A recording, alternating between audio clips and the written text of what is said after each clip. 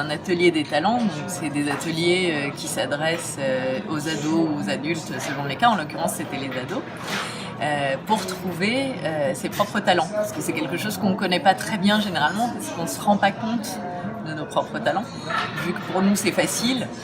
Du coup, ça nous paraît ne pas avoir de valeur. Et j'ai eu un cas assez amusant d'un garçon qui n'avait pas du tout envie de faire l'atelier. Il était un peu poussé par ses parents, donc il venait un peu en traînant des pieds. Et j'ai fait faire un exercice que j'aime beaucoup, qui est de lister ses défauts. Les défauts qu'on se trouve et les choses qu'on nous reproche, et de les transformer en qualité. Par exemple, si on est paresseux, paresseux, en fait, ça veut dire qu'on sélectionne là où on va mettre son énergie.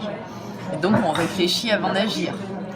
Donc, c'est plutôt une qualité assez extraordinaire. C'est ça qui a permis à l'humanité d'avancer, parce que justement, l'homme a arrêté de chasser et cueillir, il s'est mis à cultiver grâce à la paresse. Et du coup, ce garçon déjà était... il a repris de la lumière en faisant cette constatation. Et en allant plus loin dans l'atelier, on parle des métiers qui font rêver, des choses qu'on a envie de faire. Et lui, sa passion dans la vie, ce qu'il aime le plus, c'est faire des siestes. Et il me dit, mais moi je peux pas faire un métier avec ça. J'ai dit, mais si, réfléchis, on va trouver des solutions. Donc on a fait des petits exercices pour trouver des idées. Et il a eu un déclic. En fait, il est tellement expert des siestes, c'est-à-dire il sait quel genre d'ambiance il faut pour faire une bonne sieste, quel genre de canapé, quel genre d'endroit, quel genre de lumière. Et il a très envie en fait de devenir architecte et de se spécialiser dans les lieux où on peut faire des siestes. C'est magique.